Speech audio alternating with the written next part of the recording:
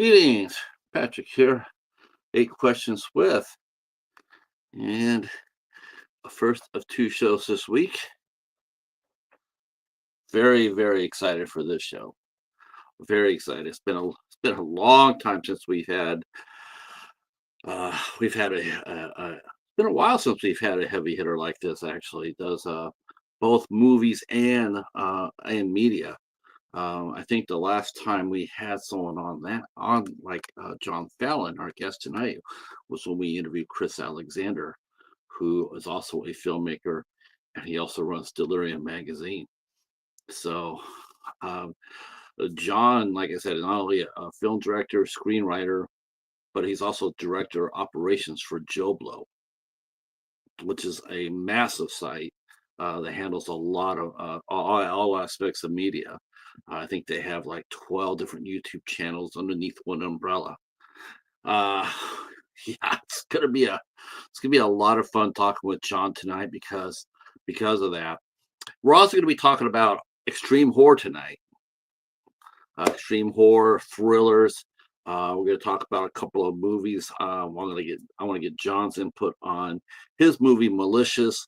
I've seen a lot of extreme horror lately.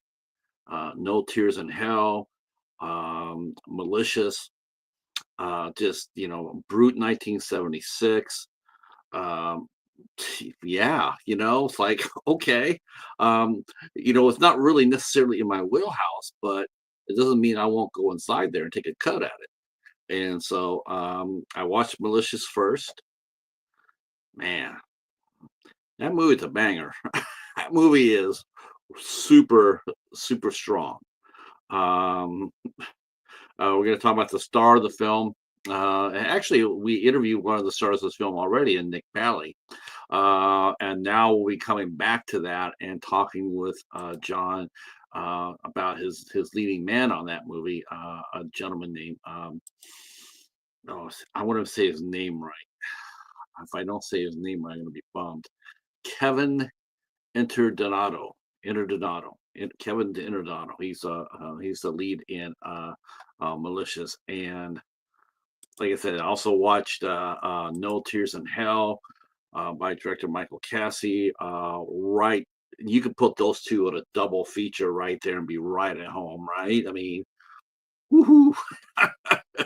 uh, but just be aware of what you're getting into, though, because both movies are pretty damn powerful, and stoked about that. Um, all right, Jerry's here. Thank you for coming in early, Jerry. I'm starting to get used to seeing you come in, man. I'm really digging it. Thanks so much. Anthony is here. His 42nd birthday is coming up, and he's now up to 2016 in his memoirs. All right, and he just completed his training, and he's going to go see the Toxic Avenger on Monday. Now, I understand the Toxic Avengers coming out, and I know it's not rated, and it's supposed to be, supposed to be extreme in of itself. But quite honestly, I can't really take that seriously, no matter how gory it is. It's trauma. It's it was always gory from the first movie. It was gory. So it's but it's always been played for laughs. The Toxic Avenger has always been laughs, or has always been horror comedy and whatnot. So I wouldn't put, I wouldn't really consider the Toxic Avenger like hardcore or extreme horror. I just call it. Well, plus it has a big cast, so you got to go to they can only go to a certain point. There might be a couple of oohs and ahs in there, but they still got to go to only a certain point, because you don't want to alienate the big stars of their audience. It's like, ooh, that's Peter Dinklage. That's not. Ooh, I can't handle that.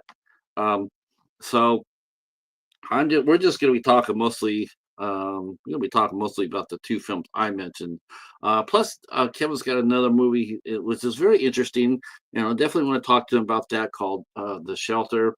And then he's got another film coming in development, um, that John has done, called Heretic.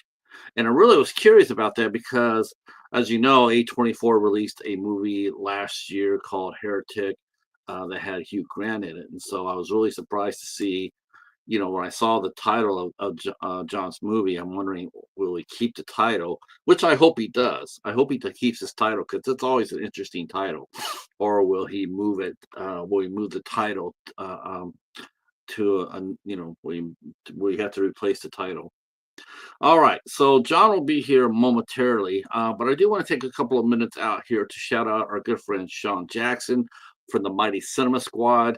Um, so those of you that are in my private group on Facebook know I shared this out. Sean had a medical emergency. Somehow, some way, he lost feeling from his waist down, and he had to be transferred to obviously to a hospital.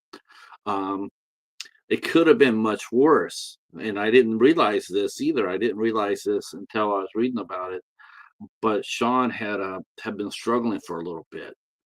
um, and I'm going to just say this now, to every member of the cinema squad who is struggling, because John, you're not the only one.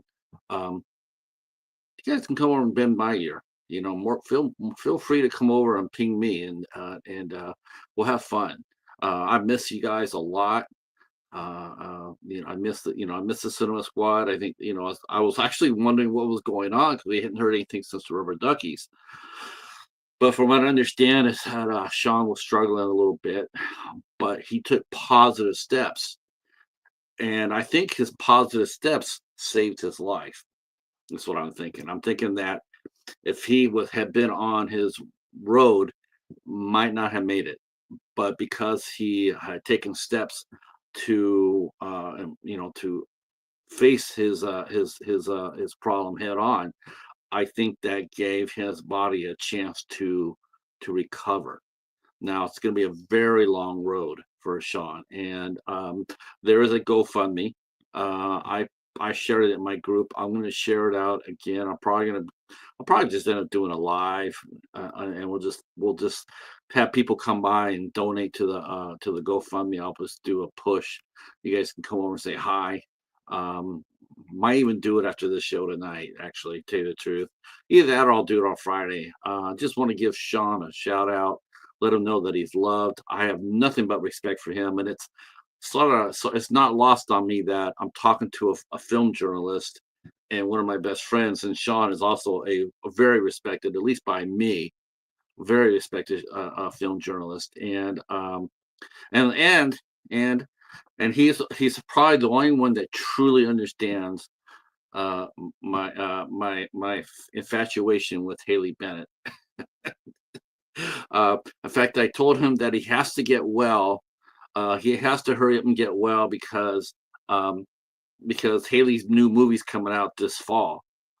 She's doing a version of Virginia Woolf's Night and Day, and I want to talk to somebody about it. And other than a couple of people, um, Sean's like one of the people I want to talk to about it because I'm so excited to see it.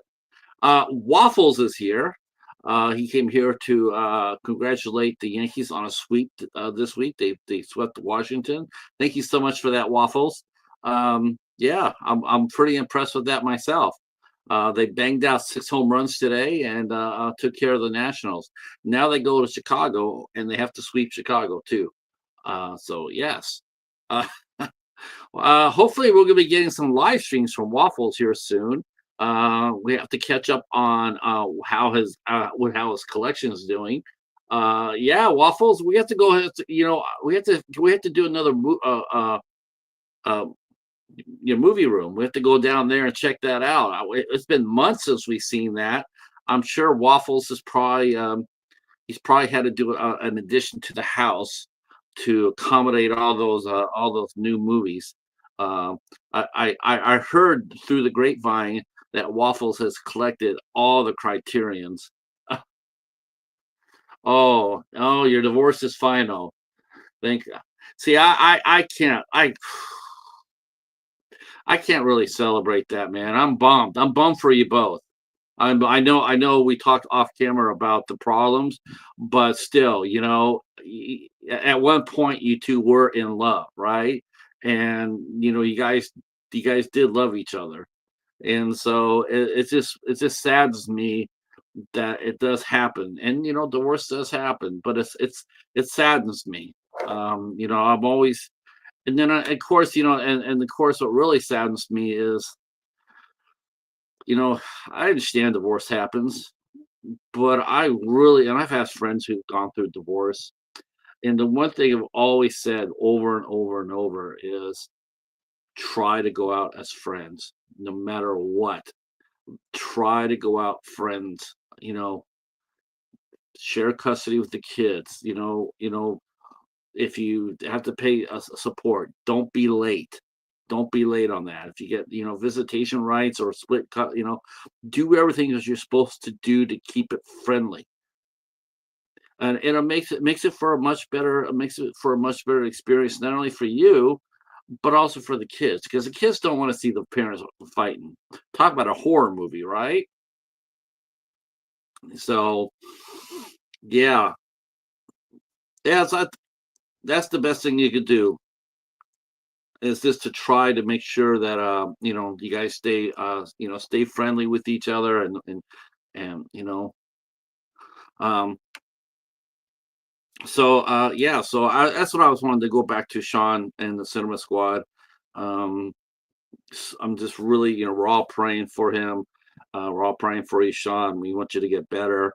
um and yeah, it's different, man. It was really weird when I have to sit there and say I really wasn't surprised that something had happened, because you guys have been gone for so long. So, but of course, my fingers aren't broken. I could have reached out and said, hey, anybody seen the Cinema Squad?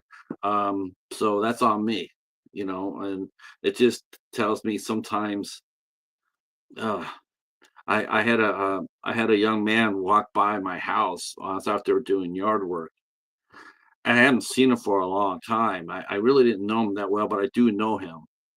And last time I saw him, he was just a kid. I saw him yesterday, and he's in college, or he just got out of college. I didn't even see him grow up next to my house. I didn't, he's my neighbor from like 2 or 3 houses down. I didn't even notice him growing up for the last 15 years, 13, 15 years, because of, what's been going on. It felt weird seeing him and realizing that I hadn't talked to him or his family for basically the past 15 years. That I have isolated myself so much that I did that. It was, it's been eye opening, been eye opening. Uh, all right. So extreme horror. Michael's in here. He likes extreme horror. I'm trying to think of my good friends that really dig it. I know that and who really will dig this movie too.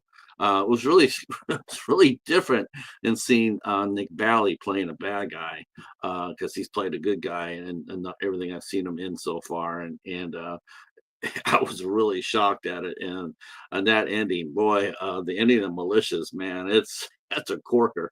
Uh, all right. Speaking of that, the man of the hour just walked through the door.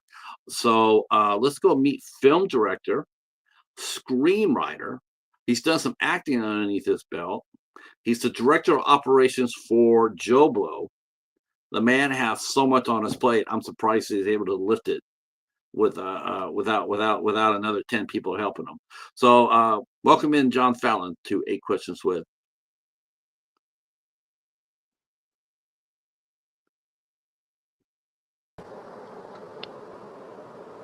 Hey Patrick, John, how you doing? greetings, sir. I'm doing well, man. I'm super stoked that you're here. It's been a long time since we've had anybody, like yourself come in, a heavy hitter, as I call them. So I'm really happy to talk to you. Well, And thank there's you. so much to talk about. Gosh, I mean, it was really weird. It's like after Nick had turned me on to Malicious, says, you got to check this out, man. So I said, all right, yeah, I'm all in. So I went in and watched Malicious, and I'm going, man, this is a badass movie. Oh, thank you. Then I started doing the research, and I'm going like, holy cow, this guy's like, he's like JoBlo was like, oh, okay, that's massive. And you're able to do your you're able to run that massive site. Guess what? I got 12. You got 12 YouTube channels based off of it. 13 now. 13. Uh, what's really funny? I actually went over there today, and I was just curious. I'm like, I wonder if they reviewed your film. So I typed in Malicious. Huh? No, that'd be a Yeah. conflict of interest. You can't do that. Well, I thought one of the writers. See, I thought that too. I said, okay, he's not going to write it. Obviously, he's not going to do his own review. But one of his writers is because you guys are journalists, so you're able to maintain. Yeah, but I'm the you know, boss. Can you imagine one of my employees gives me a bad review on Malicious? I try to avoid that kind of, I'll promote Malicious, a press right. release on JoBlo, but not reviewing my own work. Do you think though that hurts the movie though, taking it away from such a massive platform with so many eyes on it? No, because when the film came out, our YouTube channels premiered the trailer. Our website, put out the press release when clips. So we did press. We're just not going to review it. I'm just not going to have one of my guys review it and say, "Hey, it's the greatest film ever." And I just think it's a conflict of interest, personally. Yeah, I could definitely see that. I mean, I wasn't surprised when I was there, but I was just curious, like, oh, okay, all right, that seems about right. That there would be a conflict, but I was just still, it was interesting to see if maybe there was a freelancer or what have you that did it and turn it into you. Director of operations is also pretty much like a film director, right? So that is some heavy weight you lift. How do Well, you yeah. Go ahead. go ahead? Sorry. How do you hold that together? I'm a workaholic. What can I say? Um, I'm a workaholic, but I'm not alone. First of all, I'm not JoBlo.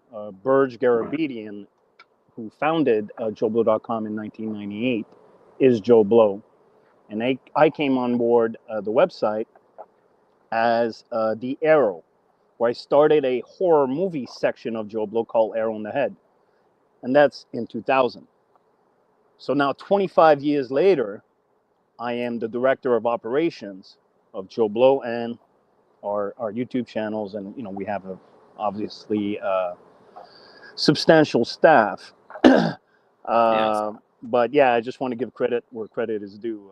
I am not JoBlo. That is the brainchild of Mr. Garabedian. So kudos if you're watching, Birch. Before we get back into that, I definitely want to go back to the film section because that's why we're here for. We're here to talk about Definitely. films. And it's funny. It's like I'm a horror fan, and but I'm not really known for like my reviews and what I watch. I'm not really known for watching extreme horror. Mm-hmm. I'm getting into it more and more. It seems like I saw Martyrs a couple of years ago. Yeah, Blown away by that movie. that's a rough one. Eh? That last 20 minutes or so. I loved it. I surprised myself by sitting there going like, that is a badass movie. And even to today, I still want to know what does she whisper in her ear, Yeah. So I've been getting more into it, and then I saw a movie last year called The Coffee Table. I'm sure you guys covered that movie, but holy shit, that movie is bonkers.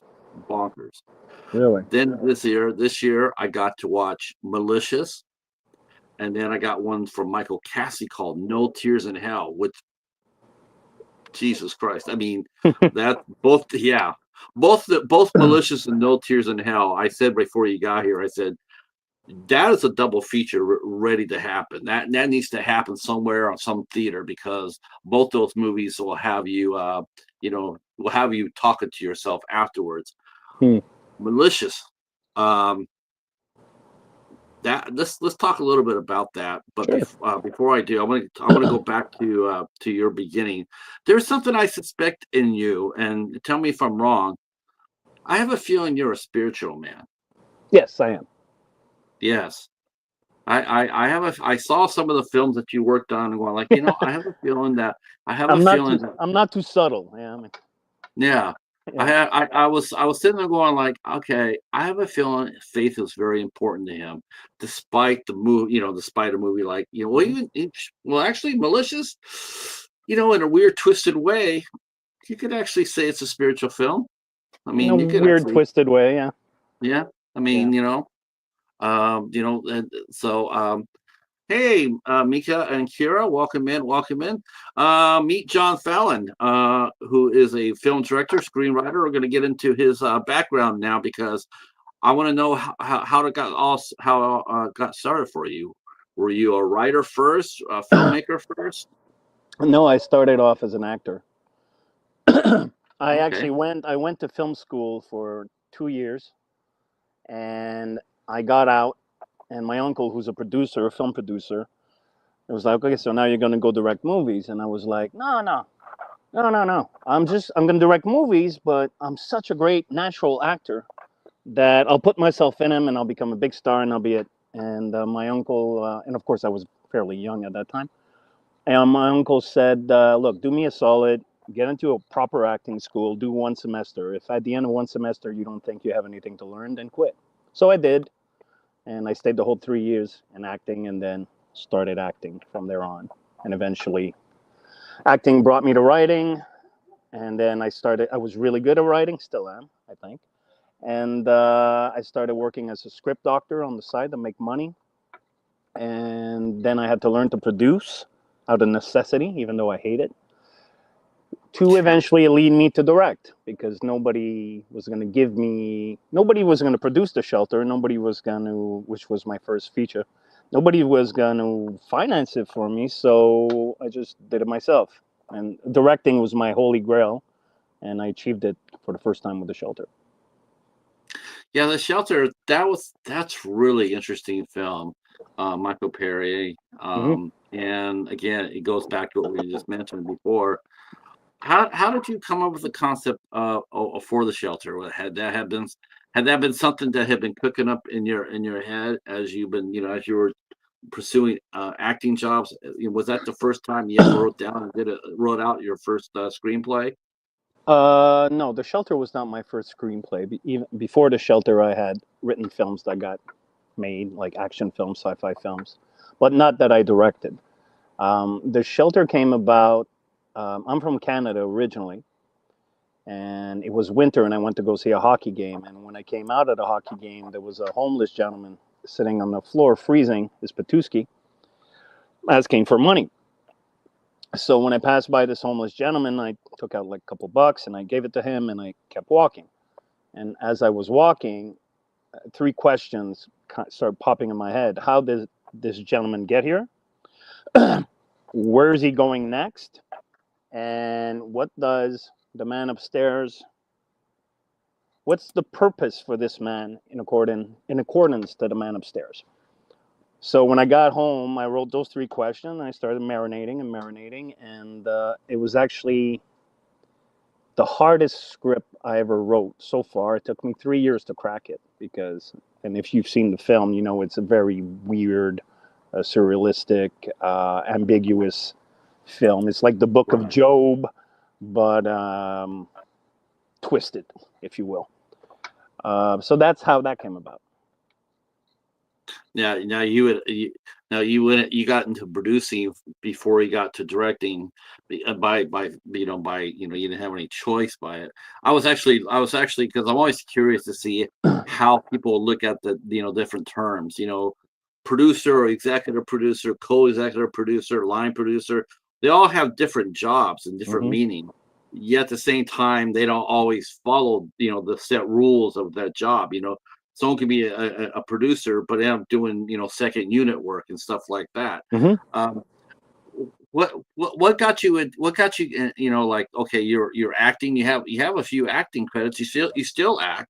In fact, Yeah. you were acting with Joe Cornette and Hmm. Alexander on their Brio Bravo series. Yeah. So you still enjoy that, obviously. Hmm. Um, but what was the project that forced you to get out of your comfort zone, so to speak, and decide to get into the producing side? Uh, I've been around for a while, so I'm thinking. Give me a sec. I'm pretty sure it was The Shelter, actually, if memory serves me right. Yeah, The Shelter forced me to because nobody was going to make it. And The Shelter we shot in 2014.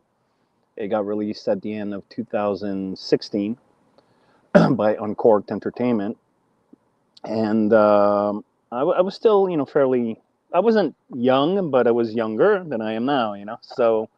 Um, so it was a huge learning experience for me, to get that film off the ground, which nobody wanted to finance, which nobody wanted to make. Uh, so that's why I explored producing, if memory serves me right. Well, obviously, it worked because Uncorked's an interesting independent label, an independent studio where they distribute a lot of interesting films. I've watched a few of their films, so getting picked up by them is, it's not. Let me tell you, you could do a lot worse. Yeah, Uncorked has released some really. They released some films. I got a few in my collection. Um, they're so good. when They're you they're good. I want to say two things before we move on. Number one, because I realize maybe I talk and I make it sound like everything is about me, but the Shelter would not have happened without Donnie Broussard, who was my co-producer on the picture, who helped me get it off the ground in Louisiana. We shot in Lafayette and Abbeville, Louisiana. If it wasn't for Donnie's help and support and finding the locations and all this stuff, it wouldn't have happened. So, kudos, Donnie, shout out. And in terms of Cork, I will say this: if you're an independent filmmaker and you want to sell your movie and you want to see some money, which is quite rare in independent filmmaking, Uncorked is, in my experience so far, probably one of the most reliable and honest low budget distribution company out there. So I recommend them. What was it like working with because you as an actor, it's a different mindset from doing a scene with an actor. Let's say you had a scene, you're a scene partner with Michael, and Mm. then you're also now you're the director, or the producer, so to speak, or the Hmm. director. What was it like going from one side in front of the camera to behind it? Was it something that it must have been, was it really nervous for you, or once you step behind the camera, did it feel natural, like, okay, so I made this up to be a big thing, but you know what? I'm actually rather comfortable doing this, directing other actors and directing crew, and setting up shots, locations, what have you. Was it pretty seamless for you? On The Shelter, I, I have a very small bit where I confront Perez's character of Thomas, and he kicks my butt, and I fall on the ground, and that was it. And the reason why I did that, well, I always wanted to have a cameo in it, but the reason why I did that particular bit was because I was cheaper than a local stuntman. I knew how to act, I knew the lines, and I was cheap. Oh, I already said cheaper, but I was free basically. So that's why I did it. In terms of The Shelter, it didn't bother me much going from behind the camera to in front of the camera. In terms of Malicious, where similar thing happened, where we had one actor to play the role that I wound up playing, and he booked out at the last, not last second, maybe like 3 weeks or 4 weeks before the shoot. And then my partners Nick Bailey, who you met, and Kevin Internato, who plays Jesse in the picture, but he's also one of the producers, and we wrote the script together. They were pushing, hey, how about we get this guy and this guy and this guy, and I was so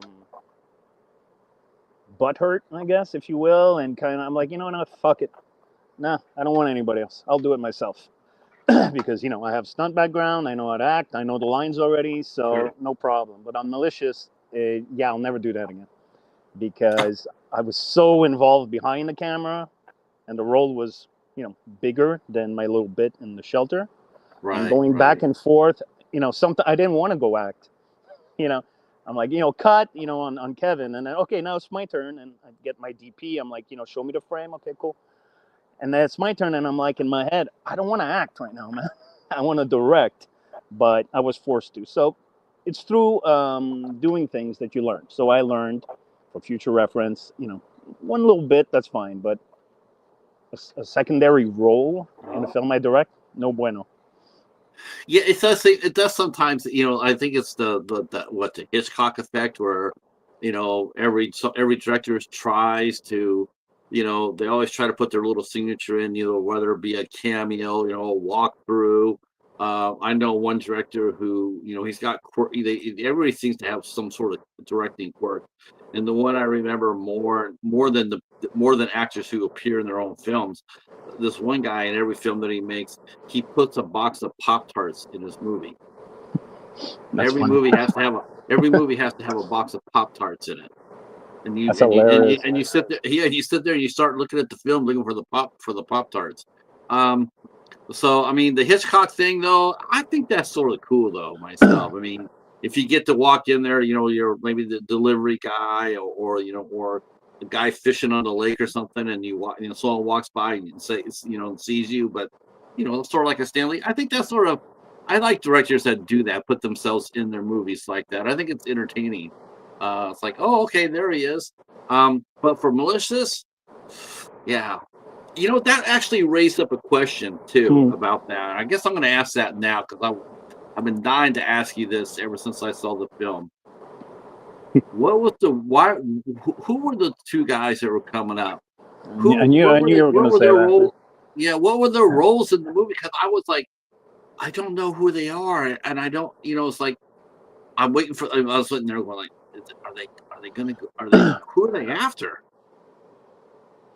Well, they're hitmen, Okay, and this was one of those cases uh, that what worked on the page didn't work in the film because I wanted to make it ambiguous. Obviously, the William character is unsavory, so a lot of people want a piece of him.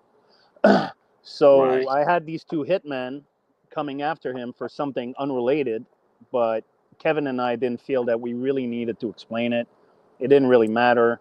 We wanted to keep it ambiguous and not kind of like spoon feed the audience what the subplot was about and have them kind of figure it out on their own. It was cool on paper, but once I saw the film, and especially when I saw the film in an audience, I was like, ah, shit, that didn't work. But, such is life. What's really funny is that the two guys were actually pretty nice. They were pretty cool. You Yeah, could actually see. Yeah, I actually like their characters. thank you. I didn't know if they were like cops or what have you. Because they didn't talk about it, and and William was just sitting there going, he didn't really react to him either. I'm like, so who are these guys? Who are they working? Then you think maybe they're for a split second you think, well, maybe they're just friends of Jesse's to come up there to make sure everything's going smooth. But you know what? I was sort of bummed out toward the end when I saw what happened to him in that resolve, because I was actually thinking those two guys actually were deserving of a film themselves, because the chemistry was so good. I was like, these guys are, and they didn't quit. I mean, they kept coming, and Yeah. I thought that added a lot of tension to the film. Like, this is not going to be a pushover for Jesse. He's gonna have his hands full here. And that's Jesse. Who knows? Who knows? Who knows? Williams probably going like, well, what do I take? Do I take the fire, or do I take the cliff? It's like, Yeah. uh, so where did the how did you meet Kevin? Uh, Kevin reached out to me in 2015. He knew me from, I don't know, I think the shelter was being promoted at that time. He knew me also from JoBlo.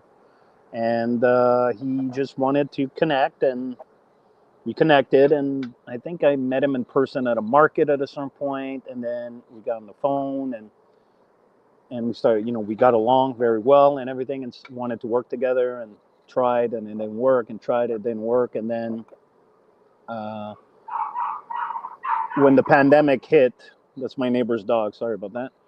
When the pandemic hit, I think we had already started working on Malicious, which was called Break at the time. And then Right. during the pandemic, funnily enough, Kevin and I got Break off the ground, quote unquote, remotely with a German production company. We had auditions for German actors, like big German actors, and it fell apart at the finish line, like usually does in the film industry. But once the pandemic ended, well, then we were free to really get it off the ground, and we did. Um, was there any, when you wrote the script, did you see it?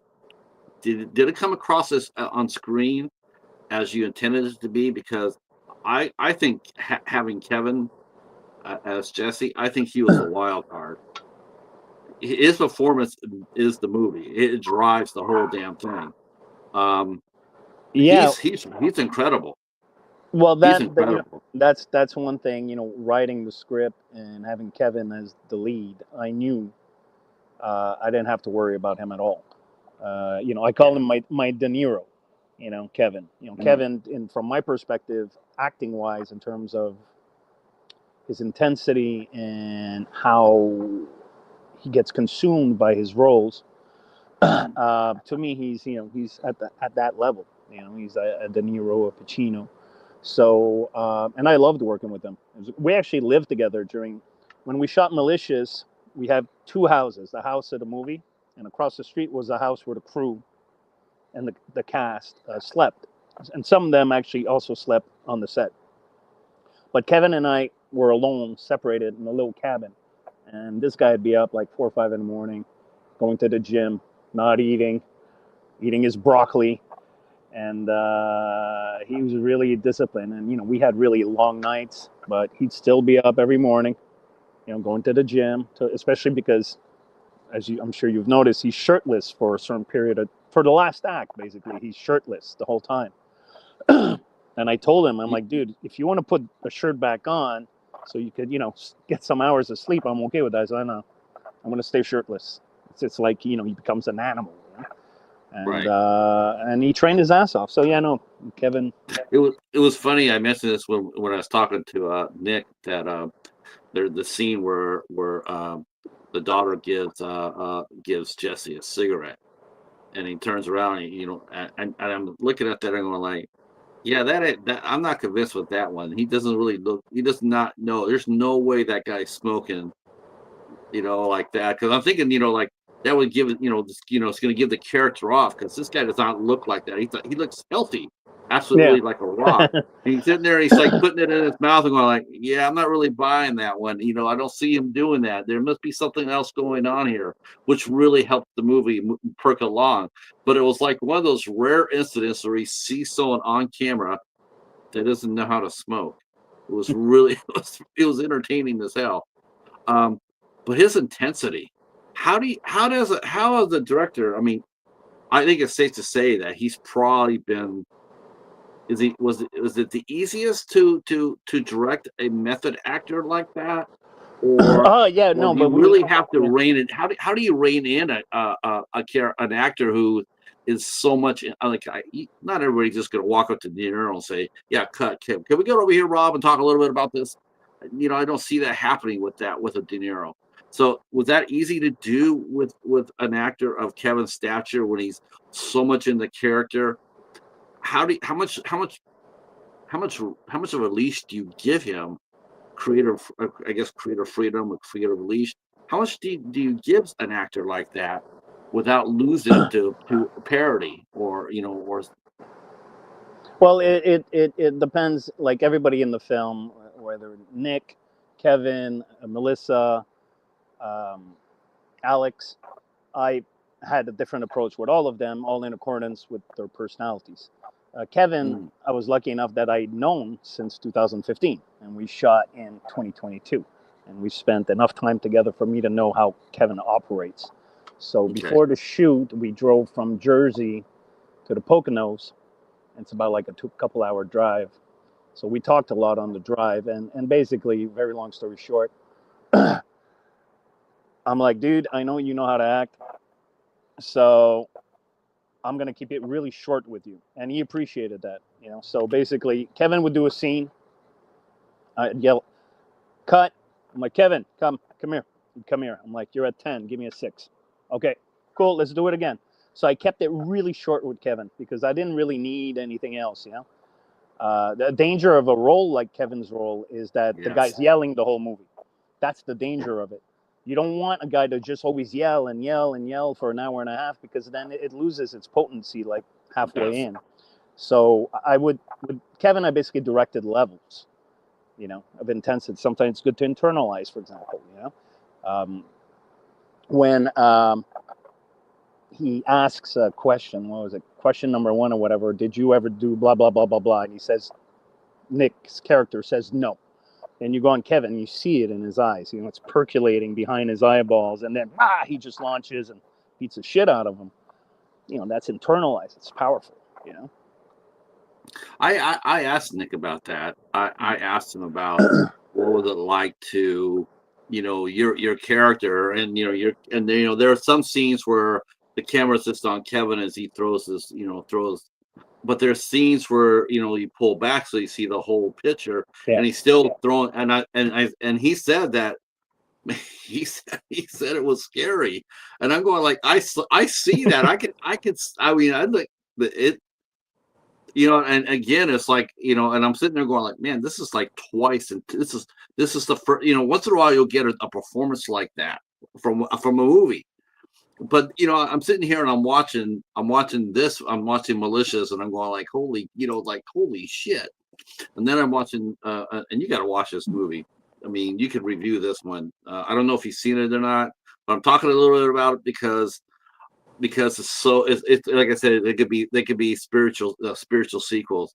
Okay. But I'm watching Luke Bain in No Tears in Hell, Mm-hmm. and that his performance just creeped the shit out of me. I mean, I you know, and I'm thinking, you know, I actually thinking, you know, most of the time I asked Nick, is, do you think I could talk to Kevin? You know, do you think he'd be down for an interview?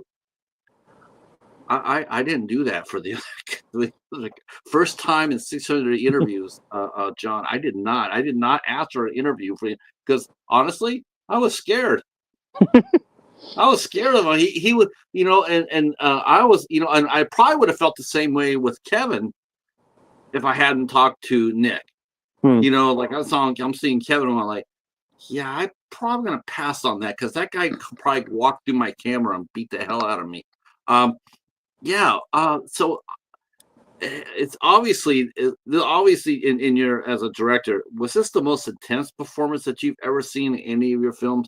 Either you as an actor, you know, watching somebody else's work, or the films that you directed. Has this been the strongest performance that you've seen any of your actors give you? I think in terms of, well, it's different. I mean, Michael Pare in The Shelter was equally as brilliant in a Yeah. polar opposite type of role. You know, where Michael Pare is more introverted. His character is more introverted. He's not violent or anything like that. So, you know, the role of Jesse, it's a very quote unquote flashy role.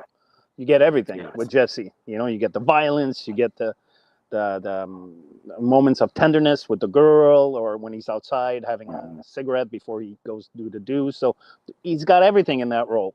I will say that it's probably, yes, the most visceral performance in everything that I've done, because Kevin is fucking awesome, but also because the role is a, you know, it's an actor's dream, that role, you know. And Yes. at the same time, because I don't Yes. want to take away from Nick Bailey. No, Nick Nick's Bailey excellent. is more of a passive role because he's sitting down getting his ass kicked, but a lot of actors are scared. We're scared of that role. Yeah, you know, a Yeah. lot of actors read for it, and they're like, I'm not doing that shit. You know, for an hour and Yeah. a half, I'm getting my ass kicked. But you know, Nick was, you know, was a soldier, was a trooper, and he went in. So He's a fine actor. yeah, he's a great actor. He's a really good actor. And I didn't realize, so after you know, because him and I were talking, I had to go back and rewatch because you were in the 2 Rio Bravo movies. Yes. You played Samuel, Yeah. and I had to go back and go back to that. Let's talk a little bit about that because I love talking about the series. I love talking about Rio Bravo. Uh, um, what was it like to work with Joe Cornette? I mean, now it's how's it different from when you work as an actor for a director, right? But then you get into acting. I mean, then you get into directing your own self, and then you go on a set as an actor. But now you have like some directing experiences. Uh-huh. How do you approach your roles there? How do you approach when you get on set? I mean, how do you hey, I got some I got some ideas, I got some suggestions. Do they come out, or do you have to tamp them down? Like, okay, it's not my movie, I'm not directing it. You know, I might have a few ideas, but do I feel comfortable enough to offer them up? Will it seem like I'm interfering? How does that work? Or are you just go in there and I'm an actor, that's all I'm doing, that's all I'm gonna do. I'm gonna concentrate on my character, do my role, and then wrap it up. um, Funnily enough, I finished shooting Malicious, and like 6 days later, I was on the set of Taken from Rio Bravo as an actor.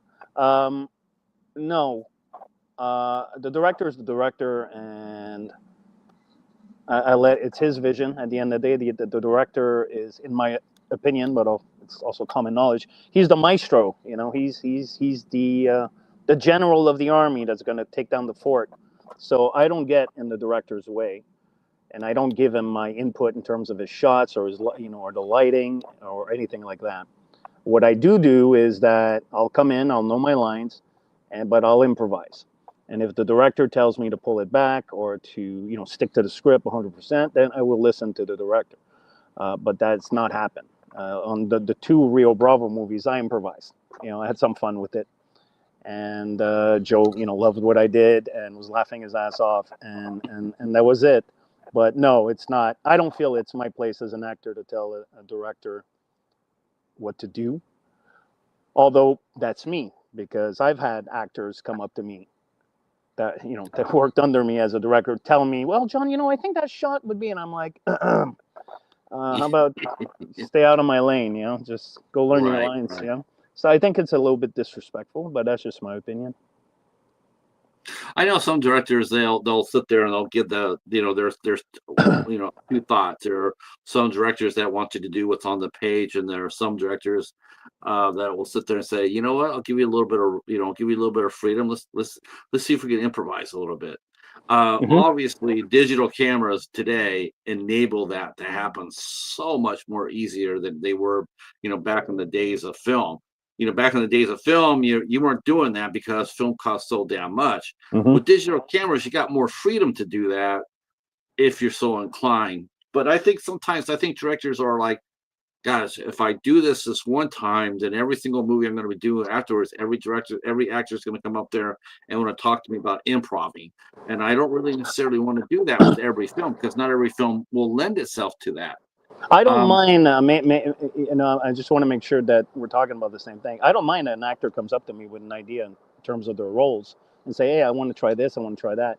I'm all for letting actors play. Coming from an acting background, I understand that. You have to trust. If I hired Kevin and although I didn't hire them because we're all partners, but I hired Nick, for example, is because I think they're talented and I trust their instincts. So I'm not going to tell an actor unless I don't want any improv, but I'm very open in terms of, yeah, go ahead, have fun. But I'm not going to have an actor tell me where to put the camera. I'm not going to have an right. actor tell me, what my shot list is going to be or what my lighting should be or stuff like that. That's what I mean. Yeah. Does that happen? Nobody's that stupid. You'd be surprised. You'd Really? be surprised. Yeah, yeah. Man, even the biggest stars, I wouldn't expect them to do that. Like, Oh, some yeah, of them do. Some of them do. wow, that's Yeah. that's interesting. Uh, let's see.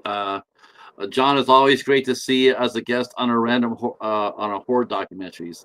and he loves your opinion and his way with words. Yeah, we're gonna get to some JoBlo a little later on for sure, because I definitely am very curious about that as well. Yeah, I was blown away when I saw that. I'm like, man, this guy's running, but he's doing both, man. He's doing it, and he's kicking ass on both. Um, so Malicious came out there. How was it? Because I came late to it. Hmm. So how did it do for you? I mean, were you happy with the reaction that you got from it? Were people surprised at how violent it was? Did you get any blowback from that? No, no blowback. No blowback. I mean, it's you decide to rent a movie like this is because you like movies like this. If it's not Mhm. Remains of the Day or Romeo and Juliet. So if you're gonna rent a movie called Malicious and it's rated R and there's a guy with a gun yelling, maybe there's a little bit of violence involved. I wanted to make it as violent as can be, and even like pulled it It back a little is. bit because when you don't have a lot of money, then you gotta double down somewhere. So I'm like, let's make this movie as violent as I can. Not Yes. to the point where it distracts from the storyline, but as violent as I can. Oh So my no, gosh, Melissa's is absolutely, it's off the wall. It is a banger for sure. When I watched that, I'm just like, man, this movie's kicking my ass. You that's know, awesome. this movie, and that's what I mean. I had to go back from normally it takes me a little bit of time to recover from a movie like that, and then I saw two other ones. It's all Fruit 1976, which not Mar- not not Marcel's not movie, yeah. yeah, it's solid. It's not in the same realm as No Tears or Malicious, but it definitely has its moments. It definitely has its moments. And holy crow, do you know? Because I hate to say this, I'm gonna sound totally messed up in saying this, but I really did not know, believe it or not, I really did not know about JoBlo until I started doing my research on you. No Oh, one told me anything about it. No one told really? no. I was like, this is how did I miss this? How the hell did I miss this? Then of course then I'm sitting there like for like 10 hours just reading article after article. I was like, thanks, John. I have to thank you. I have to thank John for this.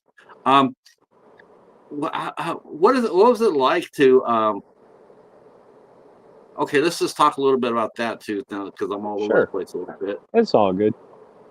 Oh, well, okay. Well, first of all, I'm gonna ask you a question because since you're on the set, but you get to work with Alexander Nevsky. Yes. Did you ever get to see him ride a horse? Yes. Okay, between you and me, no one else is ever gonna hear this. Yeah. Is that the funniest fucking thing you've ever seen? I Uh, love it. I love it. I uh, love it. in complete honesty, no, it was not for me. Maybe because I'm too close to it, and then really because I know he's a big dude. Yeah, Um, but I he think had it's a big cool. horse. He had a big horse. So Oh my uh, gosh, it made it seem. I just cracks me up. He's just like, man, he's such a big dude. I mean, he is big. And then I see him on the horse, and it's like it almost seems like his feet are gonna hit the ground. I'm And 6 feet tall, and you see a picture of me and Nevsky together, and he's like 6'7" or something. I look yeah, like a little person, next to him. yeah, It's hilarious. Yeah.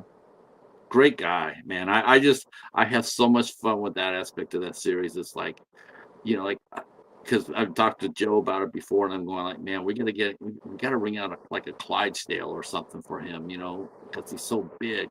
I've never seen that before, and but then again, cowboy movies. People might not know this about cowboy movies, but a lot of those movies outside of like John Wayne per se, or even or James Harness, most of the cowboys were small.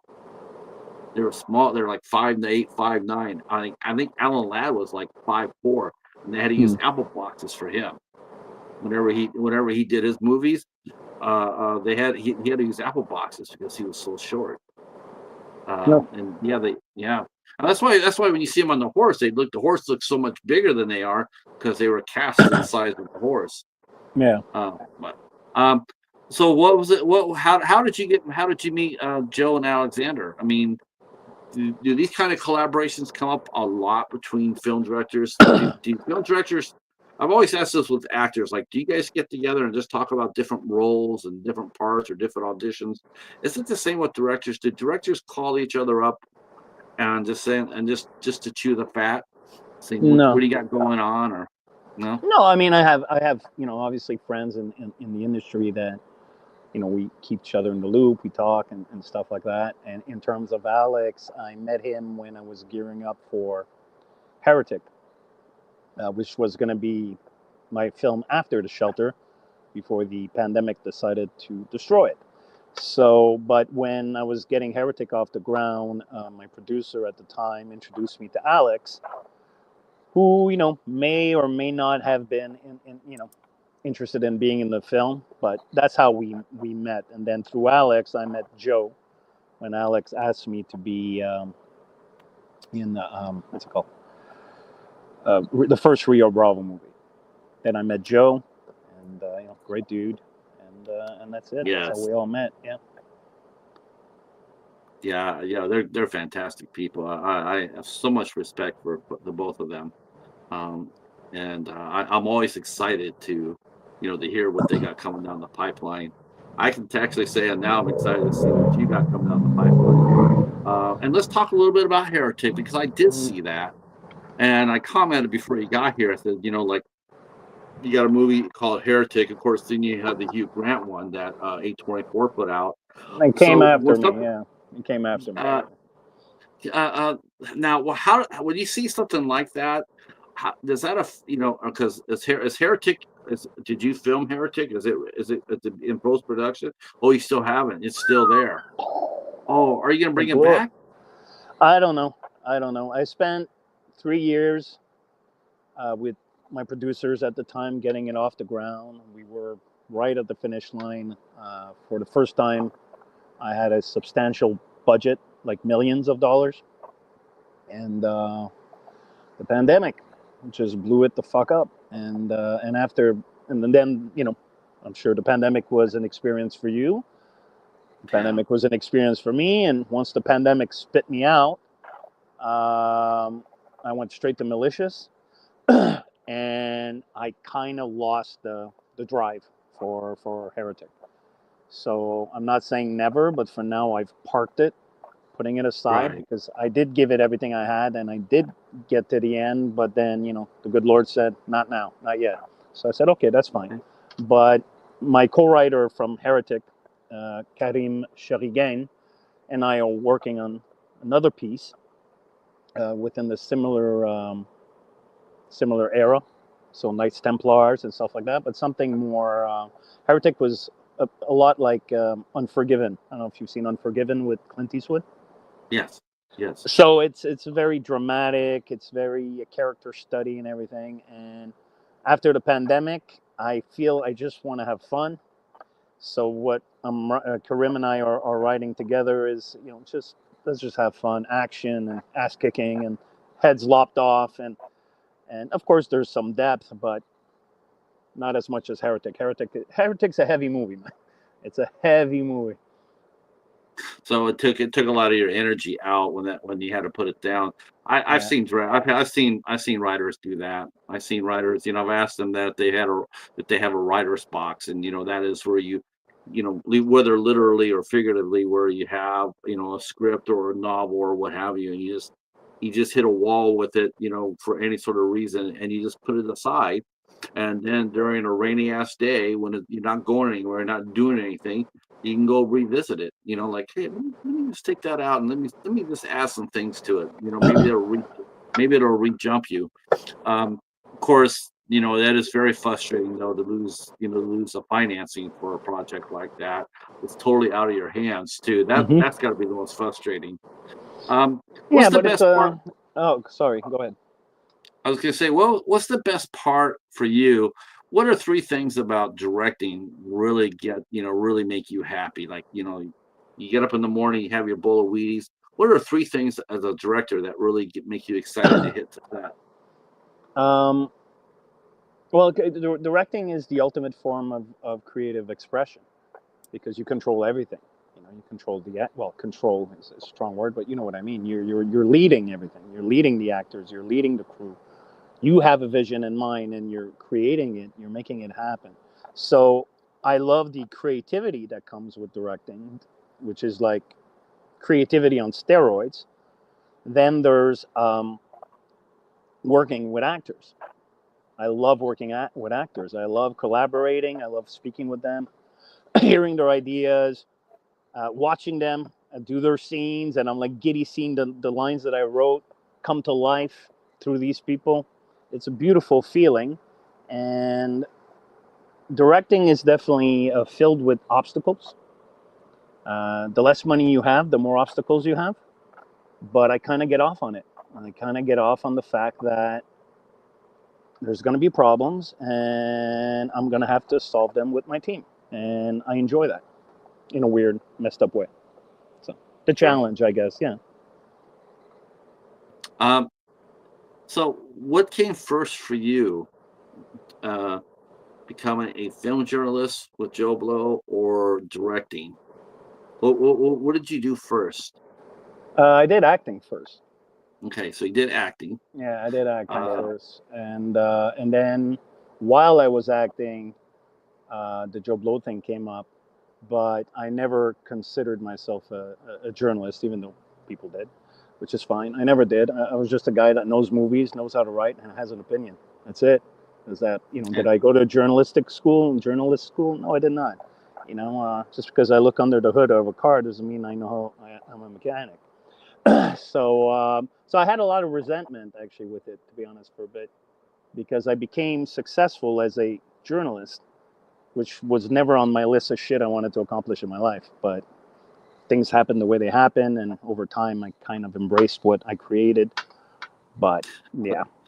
Eric mentioned that you created Arrow in the Head. Yes. That's still is that still active now? Because I looked at it and it wasn't sure if you still were doing Arrow in the Head or bringing it underneath the JoBlo umbrella. Because I know that JoBlo has a lot of different horror channels too. So I didn't know if that was your own thing outside of JoBlo, or just archives. No, Arrow in the Head was under the JoBlo umbrella. I'm going to do hand signals now.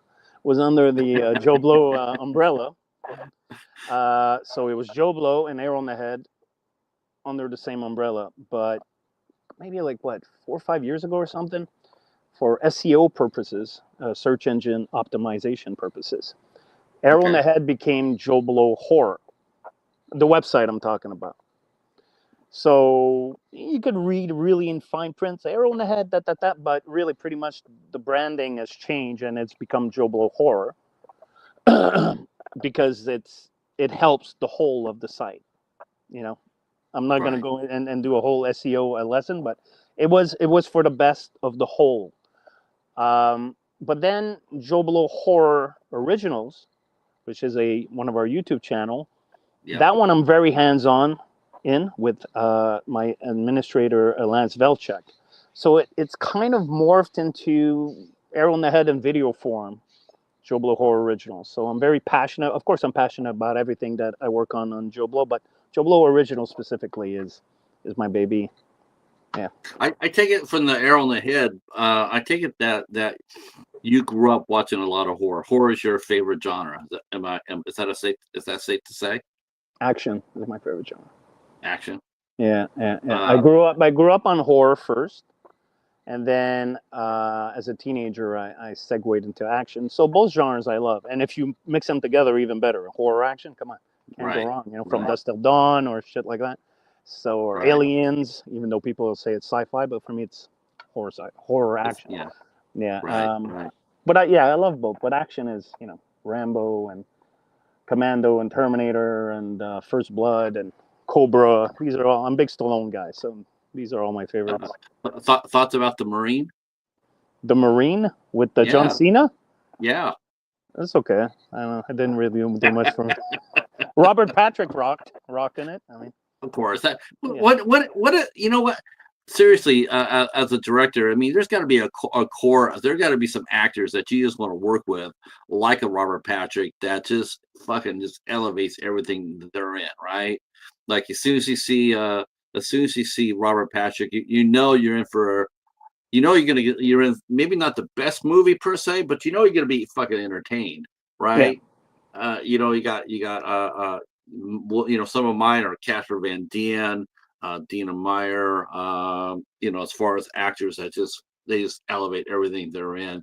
What do you think? Who are some of the actors you feel, you know, that are elevators? That, you know, like, you know, there's a lot of independent movies out there, like Michael Pere. That guy can carry a movie. I saw him do my favorite Michael movie. He did it was Space Force. Yeah. The Search for Yeah. Man. I love that movie. Garrow's movie. Yeah, that's a fun movie. Yeah, Yeah. fucking. I love that movie. That movie, and for like a year, I kept on saying, you know, hashtag save Melina, or what, you know, the character that Sadie Katz played in. Yeah. You know, she was cute as hell in that movie, and like, oh no, she can't go out like that because she got blown up by the exhaust from Michael's ship. I'm like, Yeah. oh no, she can't go out like that. We got to bring her back. You know, if there's a sequel, we're bringing her back. Um, hey, caveman, how are you? How are you? Uh, hey, Larry, how are you? Larry says hello to Mr. Fallon. I like Hey, that. I Larry, how you like doing? that. How come I don't Uh, see the chats? How do I see the chats? it just should be on your screen. It should say right there. Nah, Um, I ain't seeing nothing. what does it say on what does it say on your screen? Start the conversation. Chat with everyone in the studio. Messages are cleared after each session, but there's no buttons or nothing. Oh, there's no. Oh, well, Or that's maybe if weird. I go directly on their YouTube. Yes, yes. So you Yeah, open up another channel. If you open up a browser, and you could go there, you can see the chat for sure. yeah. So it's all right. Keep talking. I'm not gonna interrupt you while I. Uh, There you go. Oh, happy belated birthday, by the way, Patrick. oh, It thank you was your so much, John. birthday. I Yeah, appreciate that. yeah. I just Yeah, saw it. I celebrated by scratching my arms to death. I got into a fight with the poison ivy, and I didn't do so well. So um, so most of yesterday I was just like, you know, like, oh, this is just maddening. It's getting better. It's getting better. But I didn't Good. even know I walked into it until like 2 days afterwards, before it was too late. And then I was like, oh, okay, this is the worst that's ever happened to me.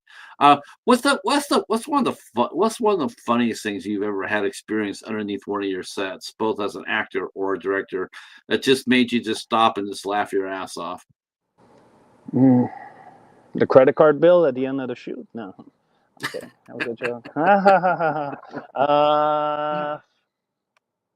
I can't think of anything offhand, to be honest, Patrick. If something comes up, I'll let you know.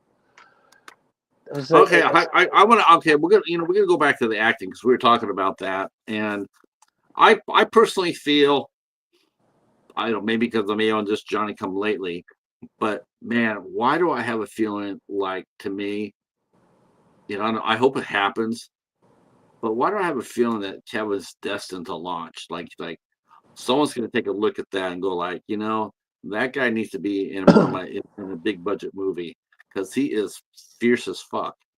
hmm Um, what are some of the actors that you worked with? You know, because you mentioned like to do everything. Do you cast your own movies as well? hmm So what do you look for? What do you look for? Do you look for veteran actors first, and then the newcomers? I mean, what's the best part about casting for you? You know, get a chance to Oh, work with an established name, or you know, like, you know, working with a new talent that's just getting their feet wet, and you know that they're destined to go. it depends. It depends on the nature of the project. For example, the shelter, I financed it myself. Um, and I wanted to, and I had worked with Michael Pere on a movie. I was an actor called 100 Feet in 2008 with Famke Janssen, and Michael Pere was the ghost in the movie. It's a ghost movie. You should check it out. It's really Yeah, good. I remember that. I Yeah, remember that. They used to play that on Sci-Fi quite a bit. yeah. Sci-Fi actually were the first to acquire it, Yeah. and it got released through Sci-Fi at first. So, very long story short, when I was writing the script for The Shelter, I was writing for a guy like Michael Pare, but I didn't think I'd be able to get him. But then my producer, Donnie Broussard, came up to me. He's like, "You want a guy like Michael Pare, but you just work with Michael Pare. Why don't you just give him a call and send him the script and see what's up?" So I said, "Okay, cool." So very long story short, I sent him the script. Mike read it. He loved it, and he came on board. So that's how Mike, the star, came on board to the shelter. In terms of everybody else in the picture, well, I'm shooting in Louisiana, so I just auditioned locally and picked the best people, and that was it. I think people are gonna be really surprised when they watch The Shelter if they haven't seen it already, because, Michael has done a lot of action films, and this is not an action film per se. It's a spiritual film, Hmm. and it's quite different from anything you've ever seen him do before. Um, w I mean, because to me, it's like, okay, if you have an actor who's known for action, are you gonna cast him in something like a spiritual movie or a drama? Or are you gonna tend to stay with his strength, was his mostly action? I personally love the idea that, you know, you took him out of that action realm, you put him, as a solitary, in the house. He's the only person in with him really is his head, and to me, it really enhances his acting, it showcases his acting. I think as a screenwriter and a director, I think that's a really generous thing that you could. That's as far as I'm concerned, that's the best thing you could do as a screenwriter is to highlight the actor's strength. Because Well, sometimes they get lost in action or in horror. I didn't perceive Mike as an action actor. Personally. He done Eddie and the Cruisers, Lincoln Lawyer, yeah, Streets of Fire, obviously, Mhm. Philadelphia Experiment. He only got more actiony, I think, after The Shelter. To be honest, you just get the best person for the role. I don't care what they're known for. Look at a guy like Stallone. Stallone was known for Rocky and Rambo, but he did a comedy named Oscar, which everybody shat on, and it made no money. I thought he was brilliant. Talent is talent, no matter what. So I don't hire if I think an actor is just good for action, then okay, I'm going to have an action movie, maybe you'll be in it, but talent's talent. It's pretty amazing, don't you think, that some of the older actors that we grew up with, someone like a Stallone or a Jackie Chan or Dolph Lundgren, I've noticed that to me, I just noticed that the old and Arnold too, gotta throw Arnold into that. But Jesus Christ, are they better actors today than they were in their heydays? Of course they are. I mean, Of yeah, course they are. Look at that's Dolph. lost. Dolph in Creed 2. I thought Yeah. he was brilliant. The best performance of his career, and if I remember correctly, Hollywood Reporter even said so at the time when it got released. The more you do something, the better you get at it. Am I a better director with Malicious than I was on The Shelter? Yeah, I learned a lot on The Shelter. And am I going to be a better director on the next one after Malicious? Yeah, because I learned a lot on Malicious. So you're always learning. Hey, Patrick, do you Yeah, mind if I? it always amazes me, like because a lot of people don't realize that, but man, it's true though. They get better, as not everybody does. A lot of actors, yeah, they may do it, but they don't necessarily, stay at the same level. Sometimes they decline. But to me, the actors I just mentioned is like, man, I mean, you think about all the movies that brought them into fame, and you're looking at their movies now, and you go back and look at their work now, and you're looking at it and you're like, man, it's night and day. They were more popular doing more popular movies, but as far as the acting goes and the emotions go, man, sign me up. I mean, Yeah, I'm watching Stallone in Tulsa King. yeah. That's the best damn thing I've seen him do. I like Yeah. that more. I even like that more than Rocky.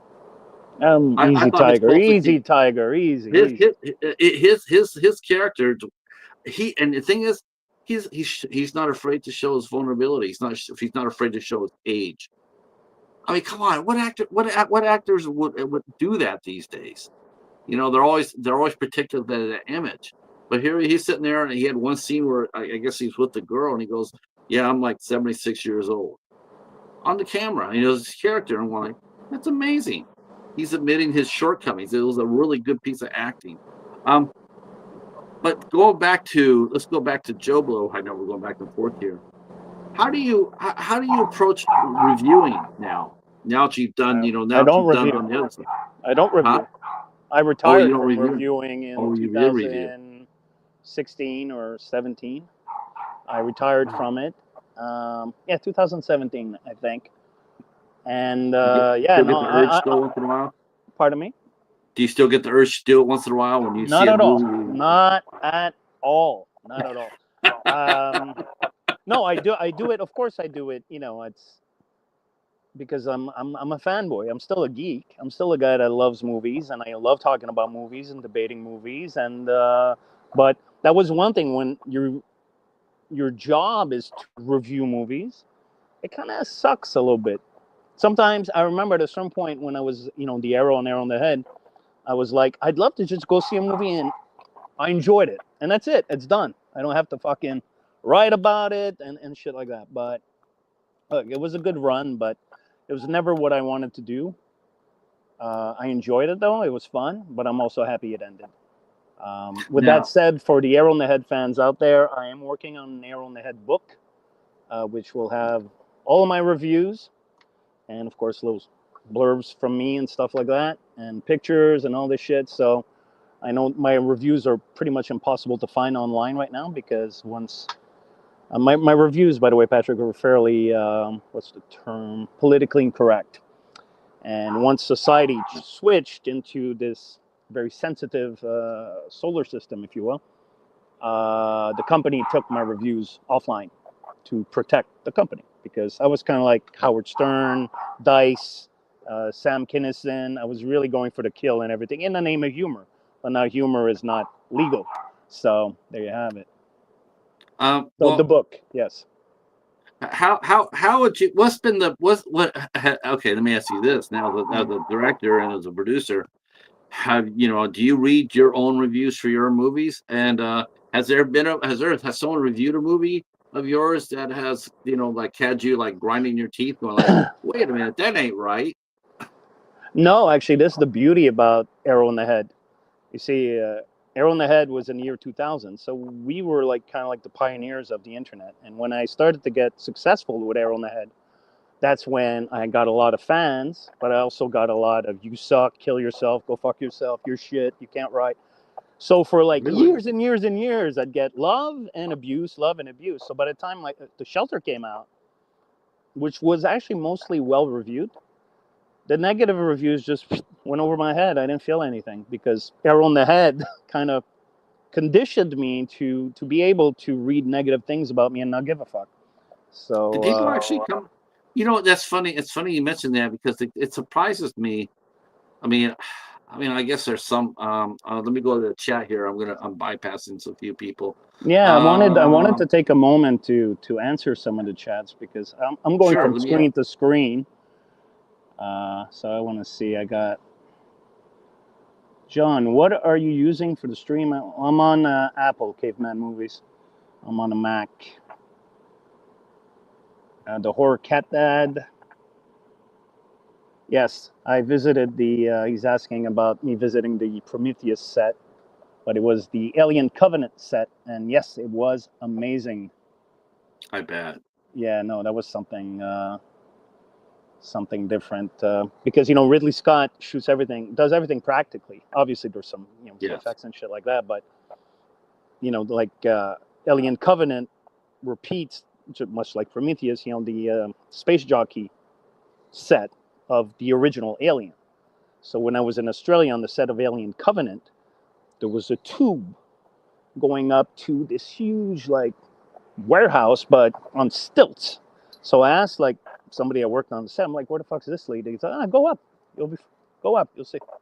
So I go up the tube, and then the walls start looking like the walls you see in the Alien movies. And by the time I get out of the tube, then there's statues of the engineers from Prometheus and Alien Covenant. And then so I walk between the statues, and then boom, it's the space jockey room. And I was like, Wow. wow, I'm actually here. And it's real, it's tangible. It's not a bunch of green screens. It's literally, they built the whole thing. And I'll always remember that. That was a good memory. I bet. What's it like meeting someone like a Ridley Scott? You know, you go from seeing his name on seeing his name on a screen, and next thing you know, you're meeting him face to face. I mean, you must have did interviews as well as you did reviews. Yeah, on that set, I did interview everybody really. Ridley Scott, Michael Fassbender. Um, they're all people. Everybody's people. Hmm. No, it's I'm kind of like past what you call it.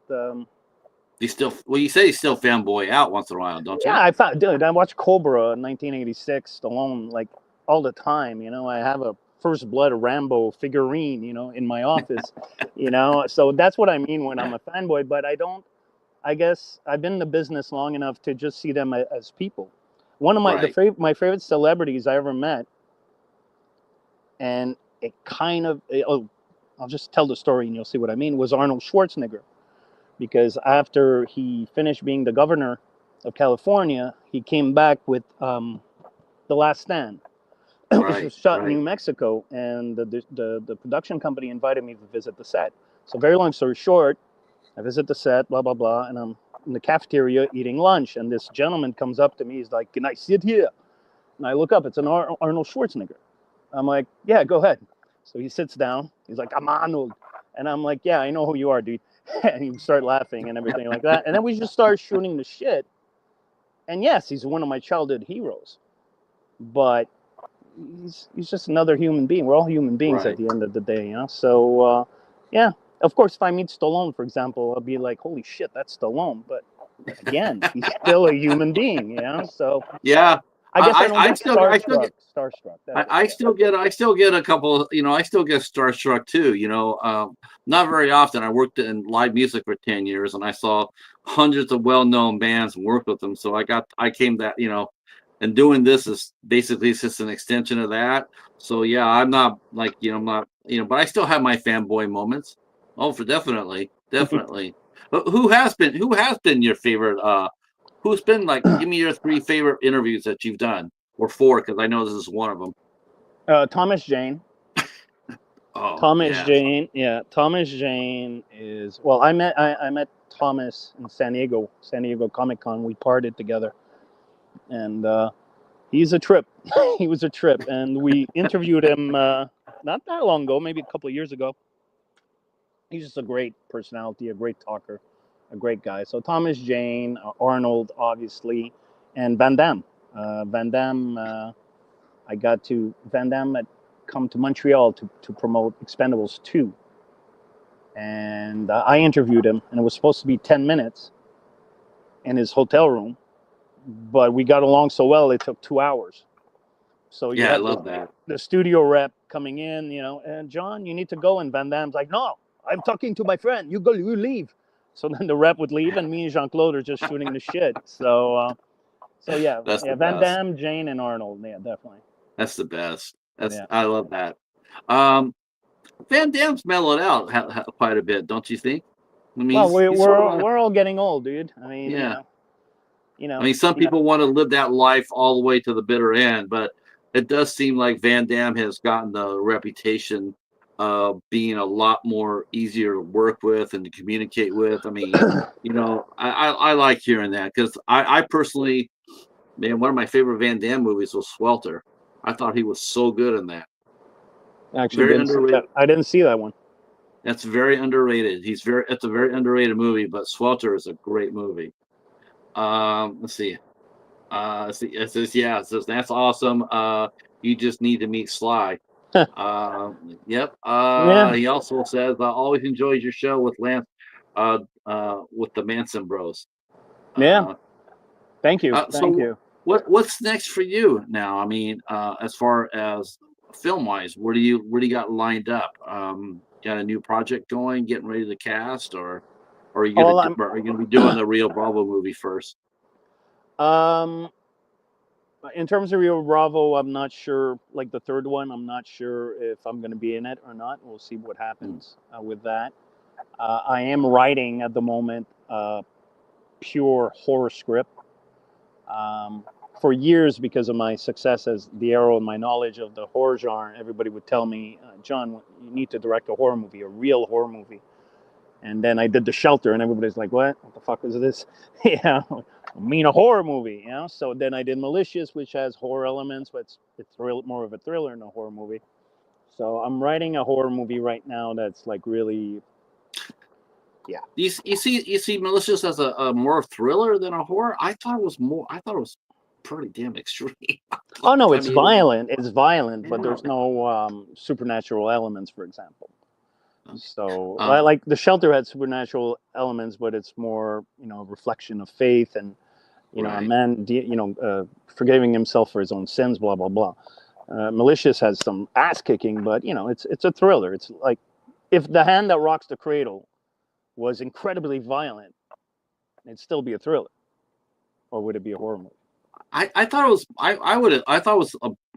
I've seen a lot of thrillers in my day, but man, like I said, I thought it was an all positive goodness, but I thought it was, I thought it was extremely good. I mean, it was, it was horror to me watching that, watching Nick's character, William get dealt with how he got, especially that ending. It's like, yeah, that's nightmare fuel, that's, that's just, that's what I mean. I saw that, then I saw No Tears, and it's like, I know some people could consider that a thriller as well, considering there's no supernatural element either. But no, that's nightmare fuel times two. It's like, okay, which I dig. A coffee, the same thing with a coffee table. That was that fucked me up. What let me ask you that. What movies has any movie ever just fucked you up, or you watched it and you go like, oh fuck that? It's just like you get up and you just like, what the hell did I just watch? Has that ever happened Um, to you as a reviewer or as a movie fan? well, there was a French film called Irreversible, Irreversible, Oh, Casper that Noel's. has, yes, that has a really extensive rape sequence in it. Uh, that was rough. You mentioned Martyrs before. That was rough. Um, it's funny because even though I love violence and all that stuff, uh, I'm in a zone now where I don't want anything too heavy, like thematically too heavy. Right. I just want, like, when I watch a movie, I mean, so I want to have a good time right now. That's just Right.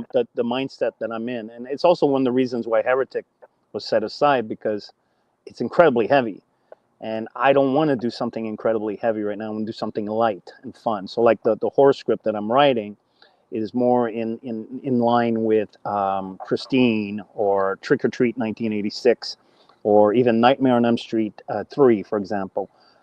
So it's yeah, it's horror and stuff, but it's also fun and you know cheeky a little bit, if you will. So that's just my mindset right now. What do you think of today's state of horror? I mean, the horror genre itself. Is it is it is it just? I just feel like there's some franchises that are just they just need to bury them the fuck up and just walk away from 'em for a while, like Scream and Halloween. It's like just just. I I'm mean, not gonna. why I don't can't why want. can't why Yeah, go. why can't we get a reboot of Phantasm? Because the original rocks and we don't need one. But no, I don't. I don't really like. I haven't seen. I want to see it though. Weapons. I heard really good things, but I hear it's Yeah, very heavy, which I'm not in the mood for right now. So right. I do not. I can't even remember the last recent horror movie I've watched. I don't know. Nothing comes to mind. I tend to go backwards. I tend to watch movies from the 80s and the 90s when I want to entertain myself, because what's coming out today is not really my cup of tea. So, I will say Larry Larry's, Larry knows me really well, so he's going Scream, Saw. I'm like, I'm just like, I love good horror, but there's only one tall man. yeah, Yeah, there you is. I got, mean, yeah, you got you know. me, you got us there. But How I, about I we? How just see, about we reboot shit movies? That had a great premise, but they missed the mark. Let's reboot like movies that had great ideas but sucked. I'm more into hmm, that than let's do. And of course, I'm sure you have horror fans in the chat right now. We all complain. Like when the Evil Dead remake was announced, I was like, "What the fuck are you doing? That's like travesty. That's a sin." But then I turned out saw to the be remake awesome. and I loved it. You Awesome. know, and Yeah. so I'm with that Phantasm with the could, yeah, Phantasm could maybe be great, but I'd rather it doesn't exist.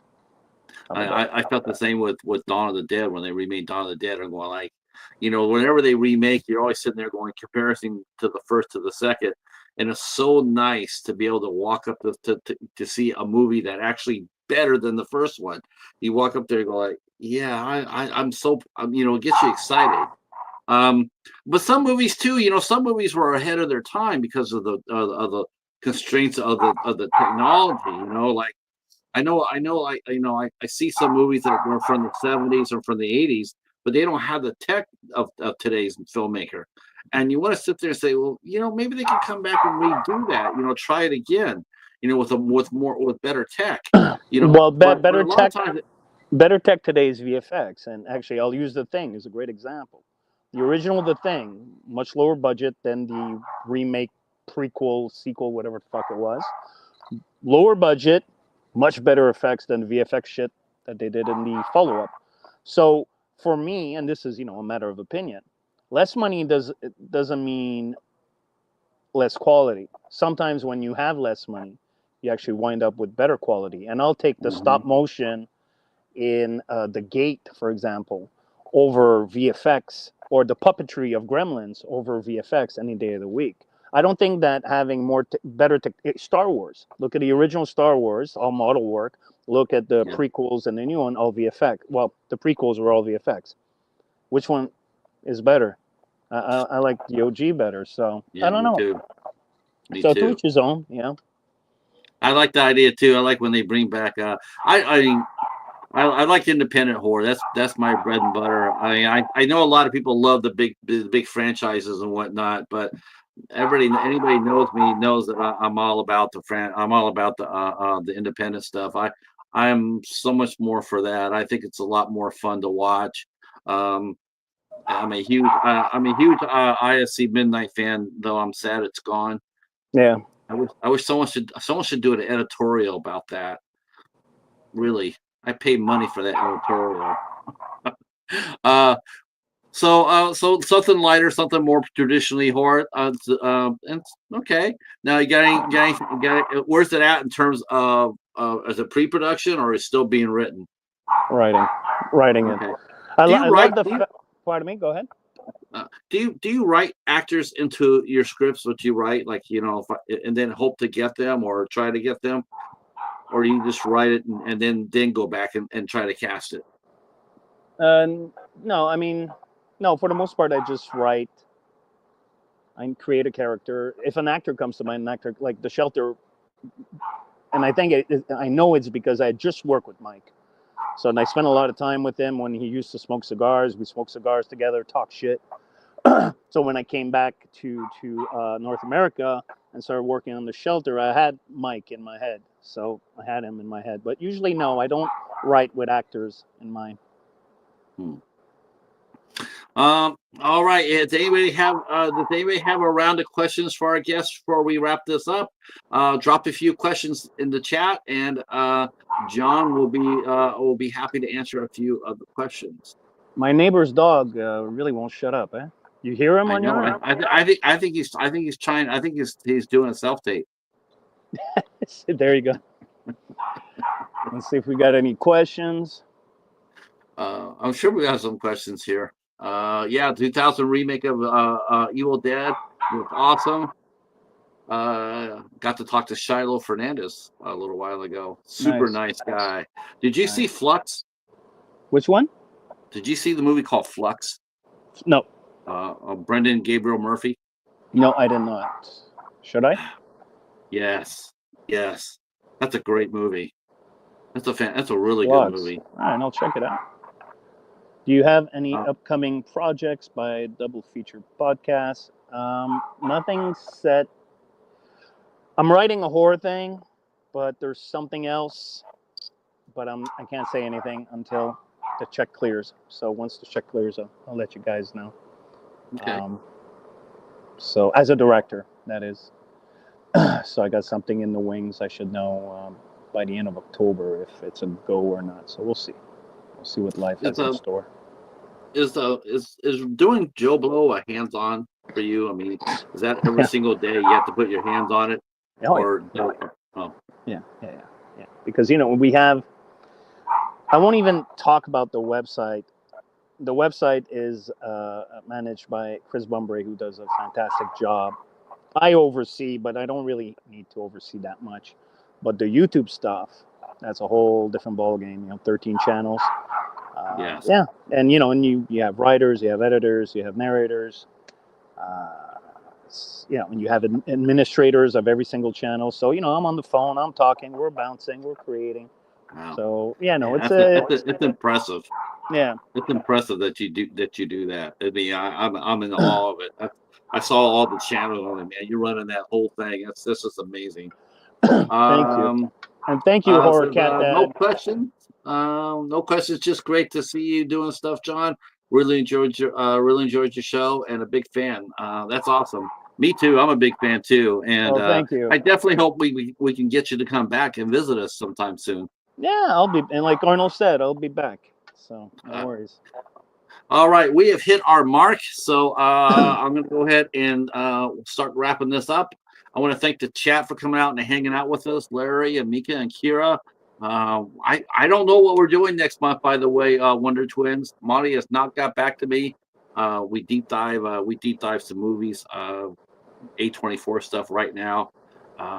We did one called Cut Bank, which was I'm not sure if you've seen that. Did you see Cut Bank by chance? Which With one? Malkovich, Cut Bank. No, I did not. With Malkovich and Billy Bob Thornton.